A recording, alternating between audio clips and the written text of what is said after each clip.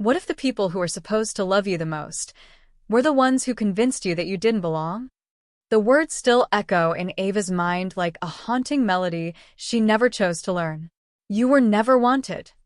That sentence, tossed casually in the air during a storm of frustration, had landed like a dagger right into her heart. And no matter how many years passed, it stayed lodged there, silent but heavy. From the outside, Ava looked like a quiet soul with kind eyes, someone who smiled at strangers and held the elevator doors for anyone behind her. But on the inside, she carried a truth too painful to share. She had spent years trying to prove that she deserved to exist. It all began in a home that was never truly hers. Ava didn't remember being embraced for no reason, or being told that she was loved just for being herself. Instead, she remembered closed doors, awkward silences at dinner, and the sound of voices that always lowered when she walked into the room. She learned early on that her presence felt like an interruption. Birthdays came and went with cheap cards or sometimes no acknowledgement at all. School achievements were met with indifference, as if her effort embarrassed them more than it impressed them. And whenever she tried to ask why she felt like she was always on the outside, she was told to stop being dramatic, to stop imagining things. But it wasn't just in her head. There were days when the rejection was subtle, like her mother's forced smiles and shallow praise. Other days, it was sharp and brutal, comments flung like stones during arguments. You were never supposed to happen. You ruined everything when you came into our lives. No matter how tightly Ava held her pain in, it always found a way to escape, through the trembling of her hands, the insomnia at night, or the invisible wall she built around her heart. Over time, she became so used to being unwanted that she stopped expecting anything else. Until the day someone spoke up. It was a whisper at first, so faint she almost missed it. A single voice that saw her. A truth that was different from the one she'd been fed all her life. A voice that would eventually shift everything. But before that moment came, Ava had to face the silence that had been her companion for so long. She had to walk through the years where her identity had been shaped not by who she was, but by who they said she wasn't. There's a certain kind of loneliness that comes from being surrounded by people, yet feeling invisible. That's the kind Ava knew intimately. It didn't come from being physically alone, it came from being emotionally erased. And still she stayed kind. Still she waited. Still, somewhere deep inside, she hoped that maybe, just maybe, someone would one day speak the truth she was too scared to say herself. And then it happened. But that moment, that voice, it didn't come the way she expected. It wasn't dramatic. It wasn't loud. It was quiet, almost casual. And yet, it was the loudest sound she'd ever heard. But that part of the story comes later. For now, you need to know Ava. The girl who carried her own broken pieces with grace. The girl who believed she had to earn love, not knowing she already deserved it. The girl they said was unwanted. And yet, someone had a different story to tell. Ava Grace Bennett was born on a rainy Tuesday morning in a small-town hospital where the fluorescent lights hummed and the nurses moved with practiced grace. Her entrance into the world wasn't celebrated with balloons, photographs, or cheerful relatives. There was no tearful joy in her mother's eyes, just exhaustion, detachment, and a quiet tension that Ava, even as a newborn, seemed to absorb into her tiny bones. Her mother, Caroline, was young, barely 20, and burdened with dreams that never included motherhood. Her father, Andrew, was colder, quieter. A man who wore disappointment like a second skin and used silence as a form of punishment. He held Ava like she was made of glass, fragile, uncomfortable, temporary. Growing up in the Bennett household felt like walking through a museum of memories that never included her. Family photos hung on the walls, but Ava was rarely in them. Her parents took vacations, attended gatherings, and smiled in pictures, but Ava was always the child left behind with a babysitter or tucked away in another room. From an early age, Ava learned not to ask for too much. She learned that crying would only earn her a sharp glare or a door slammed in her face. That laughter, when it came from her, was often met with irritation. And that questions like, "Do you love me?" or "Why don't you hug me like you do my cousins?" would be met with coldness or scolding. At school, she was a quiet observer. Teachers praised her good manners and neat handwriting. But behind her polite smile was a girl who didn't know what it felt like to be celebrated. When classmates talked about family traditions or weekend fun, Ava would make things up just to belong. She became good at pretending, good at hiding the empty spaces in her life. Her only consistent companions were her journal and books, those sacred places where no one called her unwanted, where she could be the heroine, the survivor, the chosen one. In those worlds, someone always fought for her. Someone always cared. But in real life, she felt invisible, forgotten. The only person who ever showed her a flicker of warmth was her grandmother, Eleanor. A gentle woman with silvery hair and hands that always smelled like lavender and sugar cookies. Whenever Ava visited, Eleanor would tuck a strand of hair behind her ear, look her in the eyes, and say softly, "You are not the problem, sweetheart. You are the light they're too blind to see." Ava clung to those words like a lifeline. But even Eleanor's presence was limited. Caroline often made excuses to cut visits short. Andrew once said, "She spoils the girl, makes her soft." And soon, those weekends became less frequent, those warm embraces fewer and farther between. By the time Ava turned 16, she had perfected the art of disappearing in plain sight. She'd wake up before anyone else, get ready quietly, and leave without a sound. She learned to eat fast, avoid eye contact, and escape to the library or an empty classroom during lunch. At home, she stayed in her room, playing music softly and sketching flowers or broken wings in her notebook. She began writing letters she'd never send, long pages addressed to the people who should have loved me. They were full of questions, tears, imaginary conversations, and dreams. Sometimes she wrote to a future version of herself, one who had escaped, one who finally knew what love felt like. She wasn't perfect. She had her moments of anger, days where she would slam her own door just to hear something loud, just to feel something echo, nights where she cried into her pillow until her body gave out. But even in her deepest sadness, she held on to one stubborn belief. Maybe I wasn't meant to be wanted by them, but that doesn't mean I'm unwanted entirely. And then there was that one day, a moment that had slipped under the radar at the time, but would later matter more than Ava realized. She was 17, sitting alone on a park bench with her sketchbook when a stranger, a woman in her 40s with gentle eyes and a quiet presence, sat beside her. She didn't say much at first, just glanced at the roses Ava had drawn and said, "Those are lovely. Did you know that even roses that grow in wild soil can bloom beautifully?" Ava just nodded, unsure how to respond. The woman smiled, almost knowingly, and said, "Sometimes people don't know how to love a rose when all they've known are thorns." She walked away before Ava could ask her name. That sentence nestled into Ava's heart, buried deep like a seed waiting for the right season. She didn't know it yet, but that woman wasn't just a passing stranger. And those words weren't random. They were the beginning of something, an unraveling of silence, a preparation for the moment someone would finally speak up. But until that moment arrived, Ava continued to carry the weight of her quiet story, always wondering if she would ever be anything more than an invisible girl with invisible pain. What she didn't know was that truth has a way of revealing itself, no matter how deeply it's buried. And sometimes, it waits until the exact moment your heart needs it most.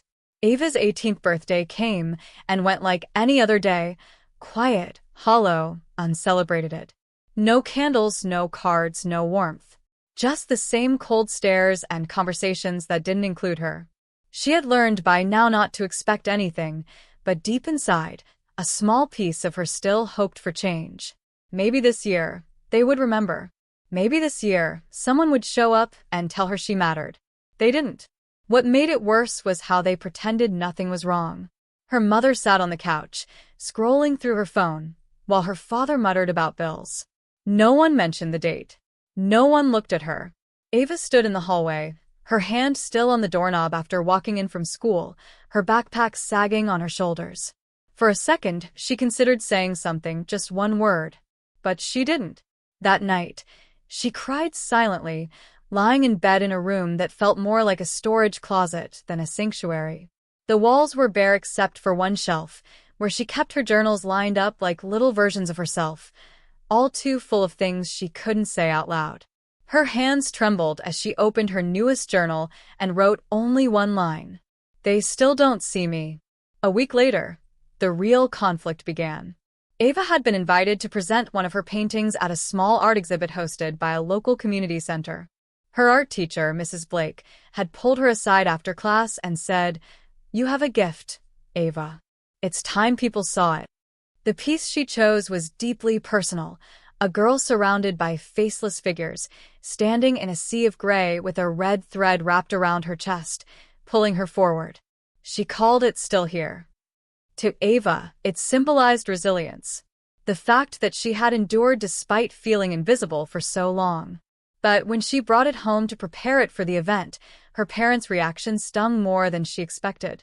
Her mother glanced at the painting and scoffed, "Why do you always paint such depressing things? Can't you draw something normal?" Her father barely looked at it. "Waste of time. You're not going to make a living scribbling feelings on a canvas." Their words pierced like icy rain, soaking through her skin, freezing her resolve. Ava stared at them in disbelief. She didn't want them to become artists. She only wanted them to be proud of her for once, to ask her how she felt when she painted, or why she chose those colors. But they didn't. They never asked. They never wanted to understand. For the first time, something inside Ava cracked, not in weakness, but in strength. She replied, "You never really saw me anyway. Why do you even care now?" That sentence hung in the air like thunder after lightning. Her father stood up, towering over her with a scowl. "Watch your tone. Don't forget who puts a roof over your head." "I haven't," Ava said quietly. "I just forgot what it was like to feel safe under it." She left the room before they could respond. That night was the first time Ava made a decision just for herself, no apologies, no hesitation. She would go to the art exhibit. She would hang her painting with her name below it in bold letters. Ava Grace Bennett. She knew they wouldn't show up. She didn't even tell them the time or location. The night of the exhibit, something strange happened. As she stood in the softly lit hall surrounded by whispers of praise and curious glances, an older woman approached her. Elegantly dressed, her presence calm yet commanding. She stared at Ava's painting for a long time before saying, "This is someone's truth." "Yours?" Ava nodded. The woman introduced herself as Dr. Meredith Langston, an art therapist and gallery owner from another city. "I see a lot of art," she said, "but not a lot of honesty. This piece says what many people are too afraid to say." Ava's lips parted, but no words came. No one had ever acknowledged her this way, seen her this clearly. Dr. Langston continued, "Would you consider displaying some of your work in our center? We work with women who felt silenced. Your voice could help them find theirs." It felt surreal. For the first time, someone didn't just appreciate her art, they understood her pain and valued it. Ava said yes, not even caring about the details.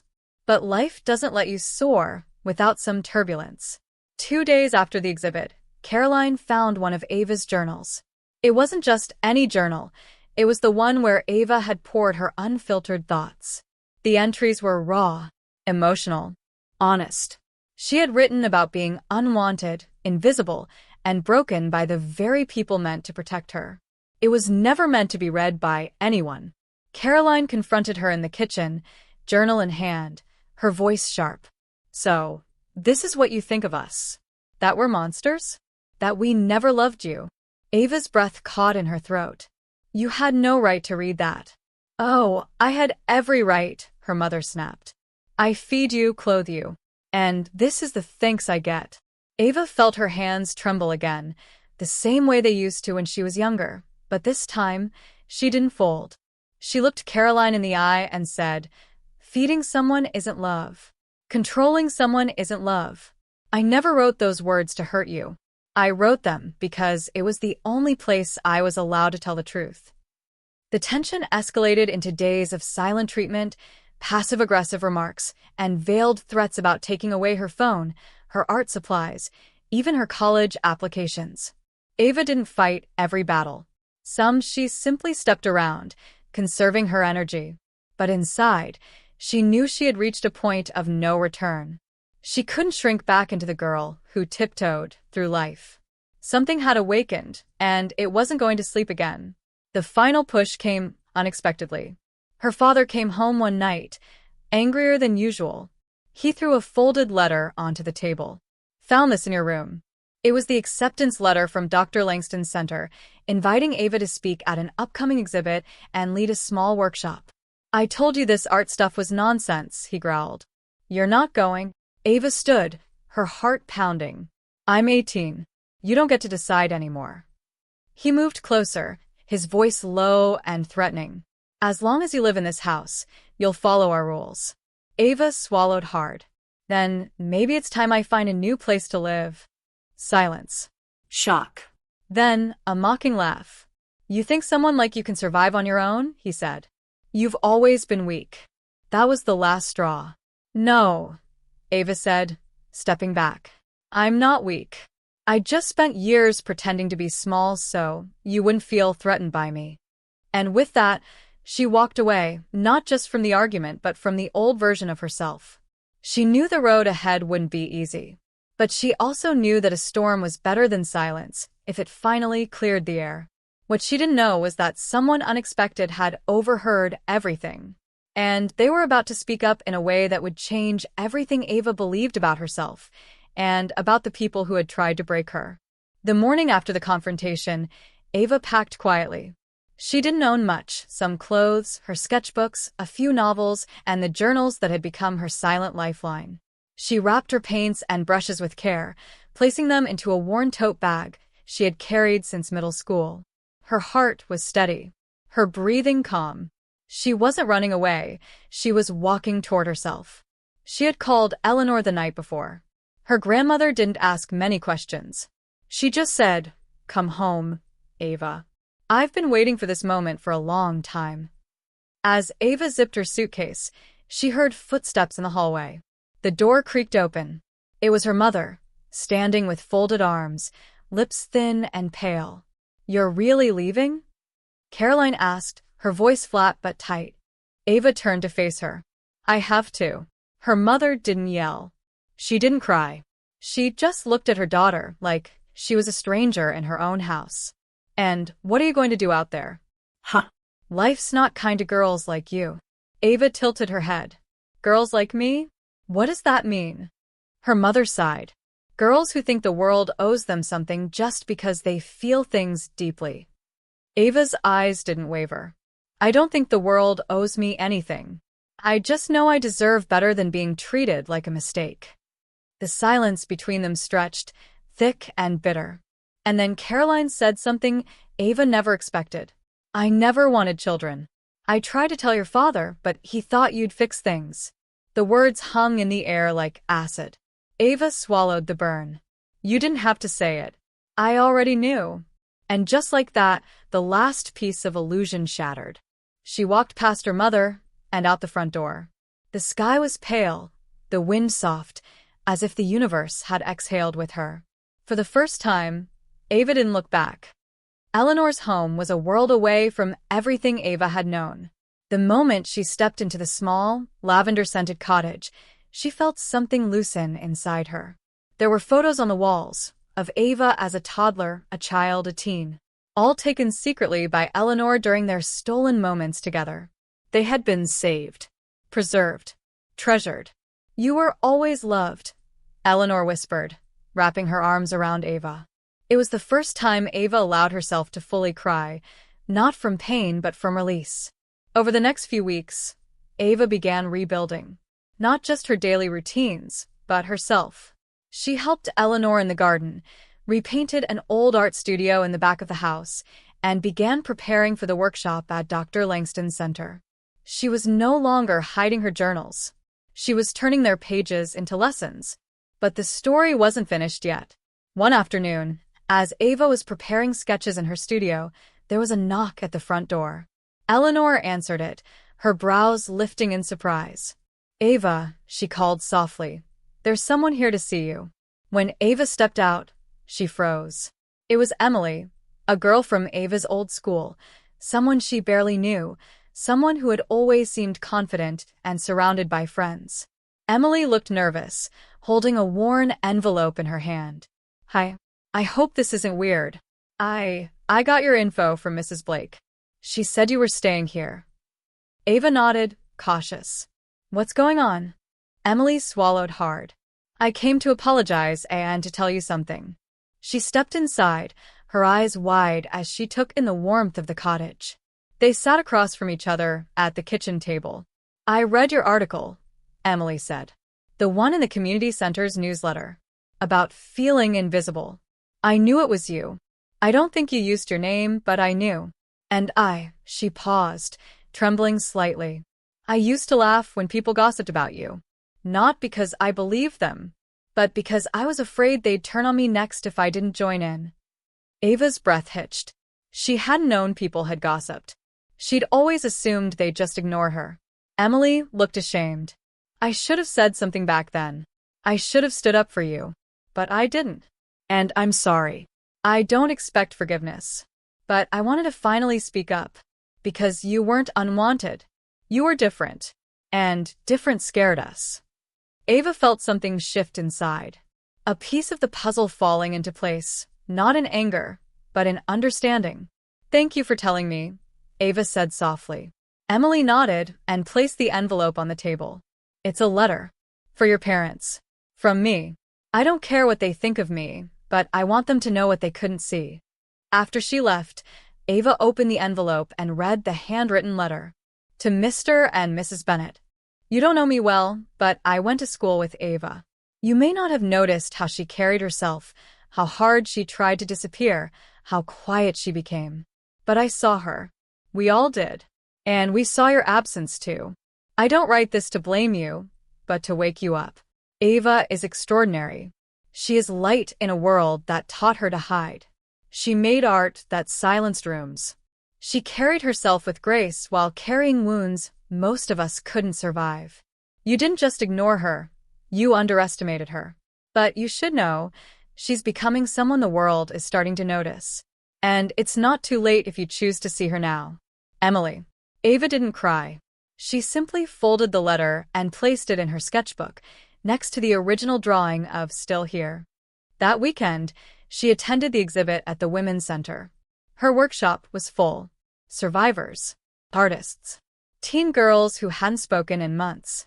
Ava guided them through painting their pain, naming their silence, and creating symbols of the lives they still wanted. Afterward, Dr. Langston took her hand and smiled. You're more than a survivor. You're a voice. And people are listening. Ava wasn't used to applause. But as it echoed through the room, she allowed herself to accept it.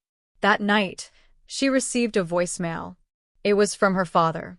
He sounded uncertain, almost hollow. Ava. Your mother and we read the letter. I don't know what to say. We didn't know you felt all that. Maybe we didn't want to know. But I hope you're doing okay. There was a long pause. I won't lie and say we were good parents. But I want to be better if you'll let me. Ava didn't respond right away. She didn't know if she ever would. But hearing that, it mattered. Because someone had finally spoken up. There comes a moment in every person's journey when silence becomes unbearable. For Ava, silence had once been a shield, protecting her from rejection, from judgment, from pain. But over time, that same silence became a prison. And the only way out was through the sound of her own voice. She wasn't born brave. She became brave. She wasn't born loud. She became louder than the voices that once drowned her. And she wasn't born loved in the way every child deserves. But she found love in the cracks of the world, in the unexpected places, in the hands of those who showed up, not because they had to, but because they chose to. If you've ever been told you were unwanted, if you've ever felt unseen in rooms full of people, if your pain has ever been brushed off as drama, your truth treated like a burden, then Ava's story isn't just hers, it's yours too. Because the world is full of people who carry invisible battles. And sometimes, the strongest thing you'll ever do is speak up. Even if your voice trembles. Even if no one is ready to hear it. Ava found her voice when she realized her worth was not dependent on who approved of her. She stopped waiting for apologies that might never come. She stopped begging for acceptance from those too broken to offer it. She learned that healing doesn't come when others change. It comes when you decide you're worthy of more. So, what about you? What truth are you holding back? What part of yourself have you hidden because the world told you it was too much? And more importantly, what would happen if you let it be seen? You don't need a crowd's applause to validate your story. You only need your own heart to say, I matter. I always did. Someone out there is waiting to hear your story. Someone who thinks they're alone in their pain. Someone who thinks no one could ever understand. Maybe your voice is the one that will break their silence. So don't let fear be louder than your truth. Speak, rise, heal. And remember, the ones who once called you unwanted don't get to write your ending. You do.